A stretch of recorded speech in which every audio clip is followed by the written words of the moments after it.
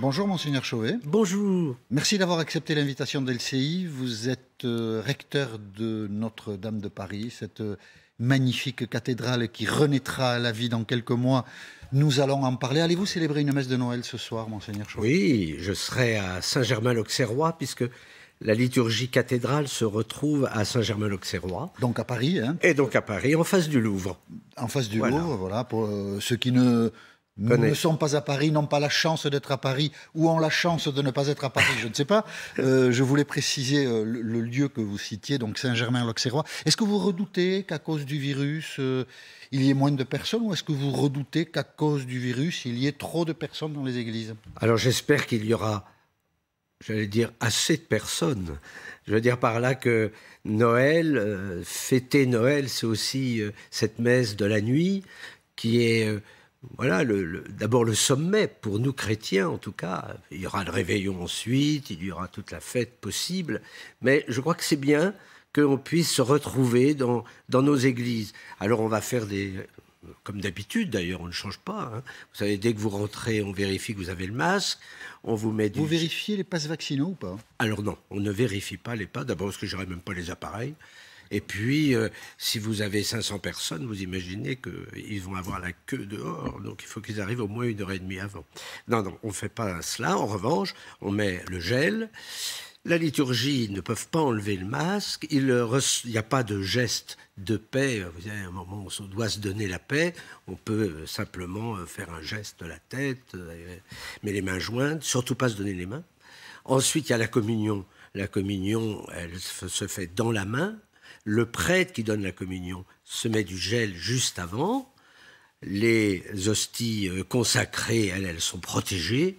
Donc voilà, je pense qu'il n'y aura pas de chocolat chaud à la sortie. Les risques de contamination vous paraissent réduits au minimum. Il n'y a pas de distanciation sociale, il n'y a pas de jauge. Pour l'instant, il n'y a pas de jauge, il n'y a pas de distanciation. Il faut dire que nos églises, elles sont grandes et elles sont hautes. Donc je pense que les virus doivent monter tout de suite sous les voûtes et ne s'arrêtent pas au niveau de l'Assemblée, j'espère. Hélas, je ne sais pas si vous vous préparez à des jours difficiles parce que, vous le voyez, la contamination est importante. Elle progresse tous les jours. On pourrait passer très rapidement les 100 000 contaminations par jour, ce qui ne s'est jamais produit. Est-ce que vous tentez d'anticiper la suite ? Peut-être d'anticiper les difficultés qui peuvent se présenter? Oui, nous sommes en train déjà de réfléchir. D'abord, sur la distanciation. Il faudra peut-être de nouveau séparer les chaises, mettre des lieux interdits. Il y a aussi, ce que je crains un peu, peut-être, c'est le couvre-feu. Nous avons les messes les plus importantes sont le soir. Le soir, hein. après 20h. Après, pour Noël, mais même en semaine, si c'est 18h, par exemple, il ne faut pas que je dise ça au président Macron, ça va lui donner des idées, mais voilà, il faudrait que ça soit 20h pour que les gens puissent quand même aller... Je pense que dans une telle crise, il faut aussi des lieux de paix, de ressourcement. Je veux dire, par là, il y a une angoisse, moi je le vois dans les gens qui viennent, hein, ils sont tous angoissés par ce virus, par la solitude. Il y a des gens qui vont passer la nuit de Noël tout seuls, non pas seulement parce que ils sont peut-être cas contact, mais parce que il y a personne. Oui, bien sûr. Ils sont tout seuls et c'est effrayant de passer Noël tout seul.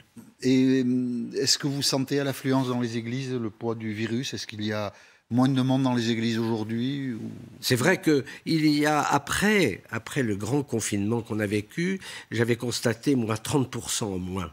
C'est vrai que c'est remonté. Donc, les fidèles, au moins parisiens, reviennent.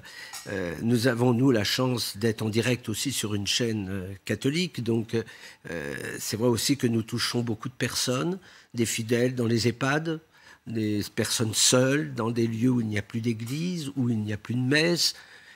Voilà. Mais c'est vrai que ce qui est important, c'est que voilà, ils puissent venir se ressourcer. Aujourd'hui, je pense que ça n'a pas trop baissé. D'accord. Et en tout cas, donc, ce soir, messe de Noël. Voilà, j'ai deux messes. Un moment important pour vous, pour les chrétiens. Oui. Et Oui. on souhaite que tout se passe bien, bien sûr. Merci. Oui, je crois que ça va se passer bien. Noël, vous savez, voilà, c'est la fête de l'enfance. Est-ce que nous abordons Avant de parler de Notre-Dame de Paris, parce que là, il y a quelque chose d'optimiste, puisque nous allons retrouver ce très beau monument, mais peut-être de sujets plus difficiles pour l'Église catholique en France. La commission Sauvé a révélé des attitudes de certains prêtres vis-à-vis d'enfants qui sont évidemment effrayants.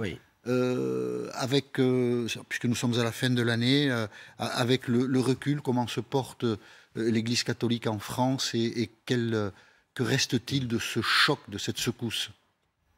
Nous sommes affrontés au scandale du mal.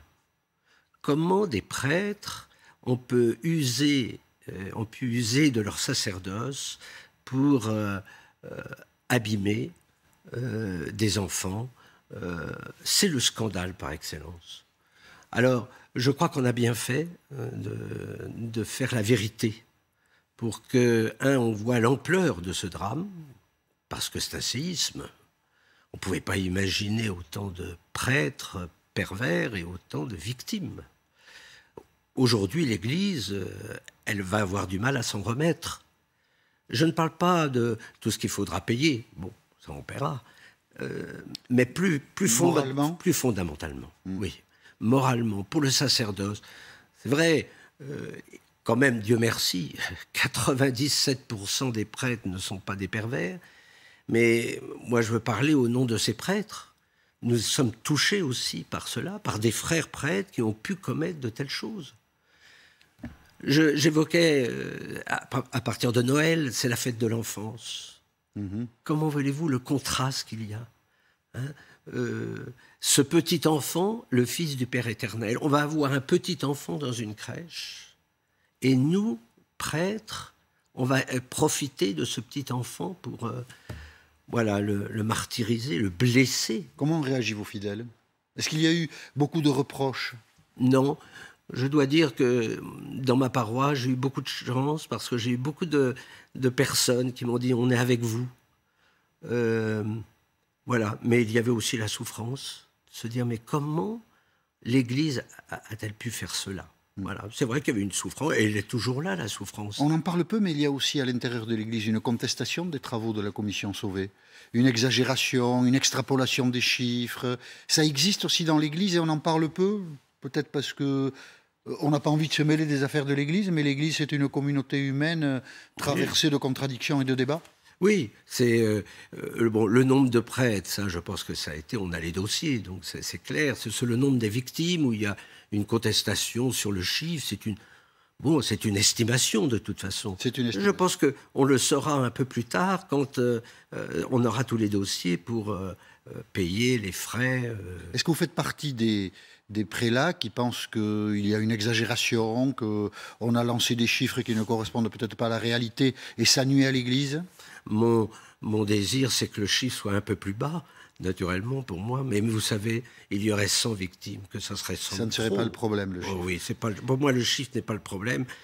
Le problème, c'est qu'un prêtre ait pu faire de tels actes. On a noté que la commission Sauvé devait être reçue au Vatican, elle ne l'a pas été finalement. Oui. On ne sait pas si elle le sera. Est-ce que ça traduit les tensions au sein de l'Église? Je ne pense pas, mais vous savez, la vie du pape, hein, j'imagine, l'agenda du pape ne doit pas être si simple. Quand même, quand un cataclysme comme ça survient dans l'Église de France, qui a quand même une place particulière dans le monde chrétien, on peut imaginer que le pape soit attentif à ceux qui sont porteurs de ces nouvelles-là. Oui, mais je pense qu'il va sans doute les recevoir. Je pense que c'est un problème de calendrier, de voyage qu'il a fait. Et donc, mais je pense qu'il va les recevoir. Je crois qu'il n'est pas contre le Monsieur Sauvé, au contraire. Hein. Je pense qu'il a félicité. En tout cas, Monseigneur Éric de Moulin-Beaufort a été remercié par le pape pour tout ce travail qui a été fait, je pense. Vous parliez du dédommagement, Monseigneur Chauvet. Ça peut mettre l'Église en danger? Ah oui, je pense qu'il y a des diocèses qui sont fragiles, donc il y aura une caisse de péréquation. C'est-à-dire que les diocèses les plus riches donneront sans doute un peu plus que les diocèses pauvres. Voilà, comment nous allons payer? Certains vendent, j'ai vu ça à Créteil, va vendre sa maison, sa résidence épiscopale. Il y en a qui vont prendre à Rennes, j'ai vu qu'ils avaient les intérêts financiers, ils seront donnés dans une caisse commune. Bon, ça ne va sûrement nous voilà, nous rendre peut-être un petit peu plus simples, mais c'est peut-être bien. C'est une épreuve. C'est une épreuve à nul autre pareil. Et c'est un séisme pour l'Église. Oui, je pense qu'on peut dire que c'est un séisme, en tout cas une souffrance profonde. Et on mettra du temps à s'en remettre. Un autre dossier nous a surpris. C'est ce qui est arrivé à Monseigneur Aupetit, archevêque de Paris, qui a dû quitter ses fonctions le 2 décembre. On a évoqué une relation qu'il aurait eue, il le nie avec une femme. Il parle même, lui, il a employé le mot, hein, d'une cabale pour prendre sa place, lui faire quitter en tout cas celle qu'il occupait. Qu'est-ce qu'on peut dire ce matin de ce qui est arrivé à l'archevêque de Paris? Alors pour le Parisien que je suis, c'était encore une autre souffrance. Vous savez, je n'ai pas été épargné depuis l'incendie. Entre l'incendie, la pandémie, la pédophilie, Monseigneur Aupetit, je peux vous dire que je remercie le Seigneur, j'ai envie de lui dire, donne un petit peu aux autres, chacun son tour. Mais pour l'instant, il me garde. Peut-être vous entendra-t-il, mais enfin... J'espère qu'il regarde LCI. Oui, sans doute. Mais pour l'instant, là, c'est vous qui êtes un peu dans c'est moi qui suis dans le cyclone. Dans le marasme. Bon, je m'entendais très bien avec Michel Aupetit. Je pense que c'est pas l'histoire vous savez, de cette femme. Je pense que c'est pas ça. Je pense que c'est le problème de gouvernance. Voilà. Et c'est vrai que les prêtres ont eu, sans doute certains prêtres, pas tous, loin de là, n'ont pas accepté sa manière de gouverner. Et donc, voilà, il y a eu des ragots, il faut le dire. Ça discute beaucoup dans les sacristies. Il faudrait mieux qu'ils se taisent. C'était pas si rien, vous savez, dans les sacristies, il y avait marqué le silence. Je pense qu'il faudrait redonner ça. Les sacristies sont un peu comme dans les entreprises et les machines à café. On parle beaucoup dans ces lieux-là. Et on ne dit pas toujours du bien. On ne dit pas toujours du bien. Et donc... Donc aujourd'hui, nous n'avons plus d'archevêque. Parce qu'il a démissionné et le pape a accepté la démission pour sauvegarder l'unité de l'Église, de Paris au moins. On traverse déjà des périodes difficiles, on ne va pas commencer en plus à faire d'autres divisions. Et vous aurez un archevêque à quel horizon, vous le savez? Ah ben, alors ça, seul l'Esprit Saint nous le dira, j'espère, pas trop tard. Hein. Allez, moi je vous dis Pâques. Je suis prêt à revenir pour Pâques. D'accord, on retient s'il est là. On retient la proposition, mais vous le dites, c'est... Comment évoquer ça? Un règlement de compte à l'intérieur de la hiérarchie parisienne de l'Église? Non, je ne pense pas que ça soit un règlement de compte. Enfin, j'espère que ce n'est pas un règlement. Mais vous dites certains n'acceptaient pas la manière dont ils géraient le diocèse. Oui, donc, ils disent il avait encore 5 ans. Il a le même âge que moi, donc il avait encore 5 ans. Il avait un quinquennat devant lui encore. Oui, ouais. Un quinquennat, c'est long parfois. Ah, pour certains, c'est long. C'est pour ça. Comme disait Woody Allen, surtout vers la fin, c'est long. Mais je crois que maintenant, la page est tournée. Nous avons un administrateur qui est là, Monseigneur Pontier, qui est un sage, qui est un homme de paix, d'unité. Je rends grâce, hein, il est là, il vient à Saint-Germain, justement, ce soir. Voilà, c'est un homme qui veut redonner la paix. Vous savez, dans l'histoire de l'Église... Il y en a eu d'autres. Il y en a eu d'autres. D'accord. Et donc, voilà, pour moi, l'essentiel, c'est que Michel Aupetit puisse continuer son ministère au moins de prêtre. Il l'avait souhaité auprès des démunis, des handicapés. C'est l'ancien médecin. Hein. Et donc... je pense qu'il va se réaliser aussi, en tout cas. J'espère qu'il sera... Voilà.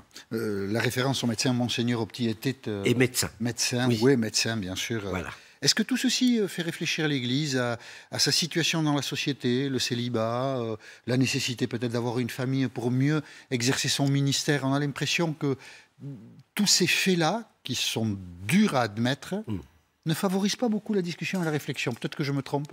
Oui, d'abord, le célibat, vous savez, ça revient sans cesse. Est-ce que si nous avions une famille, on serait plus équilibré, au moins affectivement? J'en suis pas convaincu. Vous voyez, moi, ça fait 42 ans que je suis prêtre. Je pense que si on vit notre sacerdoce et notre célibat de manière positive, avec des amis, il s'agit d'être à peu près une vie relationnelle. Vous savez, dans les familles, on sait le drame aussi, malheureusement, de la pédophilie dans les familles. Bien sûr, cette évolution-là ne vous paraît pas forcément en tout cas, nécessaire. c'est pas ça qui va régler les problèmes. D'accord. Ça, j'en suis bien convaincu. En revanche, je pense qu'il faut que nous soyons une parole, j'allais dire, qui se fasse entendre dans la société d'aujourd'hui. On va rentrer dans les élections, c'est quand même important que l'Église puisse dire aussi un peu ce qu'elle souhaite au niveau, non pas le président qu'elle souhaite, mais vous m'avez intéressé tout à fait. Ah ben naturellement. L'Église pourrait-elle donner une consigne de vote? Non, surtout pas. Surtout pas, parce que alors, moi, je me suis toujours battu pour qu'il y ait une éducation à la liberté. Donc, chacun est libre de voter pour un tel ou tel. En revanche, je pense que c'est quand même bien que l'Église puisse dire une société qui soit plus juste, une société plus humaine, une société où il y a le partage, une société... Oui, moi, je pense qu'il faut qu'on puisse avoir une parole qui touche un peu le cœur. Le président Macron avait dit aux Bernardins que l'Église avait quelque chose à dire. Ben, il faut qu'on le dise. Il faut qu'elle le dise. Voilà. Pour terminer, Notre-Dame de Paris, oui, sera-t-elle ouverte au public à nouveau, aux fidèles, avant les Jeux Olympiques? Ah, avant les Jeux Olympiques, en 2024. Moi, je ne me mouille pas. Ce qui serait un exploit. Ce qui serait un exploit. Le général Jean Gelin nous dit, c'est 2024. Moi, je fais confiance au général. C'est lui, c'est lui qui mène les troupes. En main, voilà. C'est lui qui mène les troupes, il est en première ligne. Il dit ça de manière parfois un peu verte. Oui, c'est pour. C'est clair. C'est ça. 2024. C'est pour encourager tout le monde à maintenir un bon rythme de travail. Oui, c'est pour motiver. Alors là, on est dans une période qui est importante. Ce sont les appels d'offres. Et on commence déjà à travailler la matière première, si je puis dire. On travaille le bois pour la flèche. Ça va être un chantier quand même assez spectaculaire, parce qu'on va refaire à la fois la flèche, à la fois la charpente qu'on appelle la forêt, et à la fois la voûte. Et ça, il faut faire les trois en même temps. Donc, voilà, les Parisiens, en tout cas, quand ils verront commencer à monter la flèche, diront « Ah, là, il y a un signe ». On pourra visiter le chantier, à votre avis, à certains moments, ou vous ne le souhaitez pas? Pour l'instant, c'est très difficile. D'abord à cause du plomb. C'est un problème. Vous y êtes souvent, vous, sur le chantier? J'y vais quand j'ai envie d'y aller. Ça doit être assez émouvant de rentrer là dans... Je peux vous dire que, alors là, pour l'instant, c'est une forêt d'échafaudage. Donc, on ne reconnaît plus la cathédrale. Bien sûr. Mais moi, je la connaissais bien quand même. Et donc... Voilà, c'est toujours un pincement au cœur, en tout cas. Mais je regarde un petit peu les travaux qui se font dans le déambulatoire, les chapelles, quand je les vois réapparaître aussi belles, quand je vois les essais que l'on fait sur les pierres. Moi, je me dis, voilà, j'allais dire ma cathédrale, pas à moi, mais enfin la cathédrale. On comprend. Si vous dites ma cathédrale, on comprend ce que vous dites. Oui, parce que vous savez, j'ai tellement investi. Oui, bien sûr. Eh bien, elle sera belle, très belle. Ce drame nous avait émus et la renaissance de la cathédrale sera, pour le coup, une émotion si forte mais positive. Voilà, comme j'aimerais que ça soit à Pâques 2024. Parce que ça sera une résurrection. Eh bien, écoutez, ce serait formidable. Merci, Monseigneur Chouet, d'avoir accepté l'invitation d'LCI.